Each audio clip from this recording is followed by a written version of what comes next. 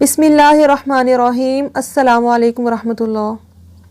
حضرت انس بن مالک الکعبی بیان کرتے ہیں، نبی کریم صلی اللہ علیہ وآلہ وسلم نے فرمایا، اللہ تعالیٰ نے مسافر کو روزہ مؤخر کرنے کی اور نفس نماز کی رخصت دی ہے، جبکہ حاملہ اور دودھ پلانے والی عورت کو روزہ مؤخر کرنے کی رخصت دی ہے۔ یعنی ویسے تو یہ رخصت اللہ تعالیٰ نے کس لیے دی؟ روزہ بعد میں رکھنے کی، مسافر کے لیے یا مریض کے لیے، ان دونوں کو اللہ تعالیٰ نے رخصت دی ہے۔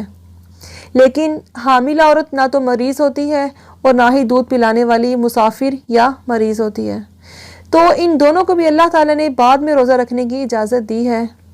اب ہم یہاں یہ نہیں کر سکتے اگر کوئی حاملہ عورت روزے نہیں رکھ رہی یا دودھ پلانے والی عورت روزے نہیں رکھ رہی تو وہ روزے رکھے ہی نہ، تو ان کو روزے رکھنے ہوں گے، بعد میں ان کی قضا دینی ہوگی۔ تو اللہ تعالیٰ نے ان دونوں کو، دودھ پلانے والی اور حاملہ عورت کو، روزہ مؤخر کرنے کی رخصت دی ہے، لیکن ان دونوں کو روزے کی بعد میں قضا کرنی ہوگی۔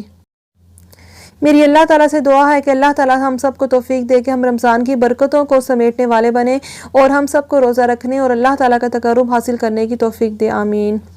میرے پیارے دوستوں، اگر آپ لوگوں کو میری یہ ویڈیو اچھی لگی ہے تو اسے صدقہ جاریہ سمجھ کر اپنی فیملی اور اپنے دوستوں کے ساتھ آگے زیادہ سے زیادہ شیئر کریں، اور اگر آپ لوگ انسپریشنل اسلام کی ویڈیو پہلی بار دیکھ رہے ہیں اور میرے چینل کو سبسکرائب نہیں کیا تو میری آپ لوگوں سے گزارش ہے کہ آپ لوگ میرے چینل کو سبسکرائب کر دیں اور ساتھ ہی لگی بیل آئیکن کو بھی پریس کر دیں تاکہ میری آنے والی ہر نئی ویڈیو کی نوٹیفیکیشن آپ لوگوں کو سب سے پہلے مل سکے۔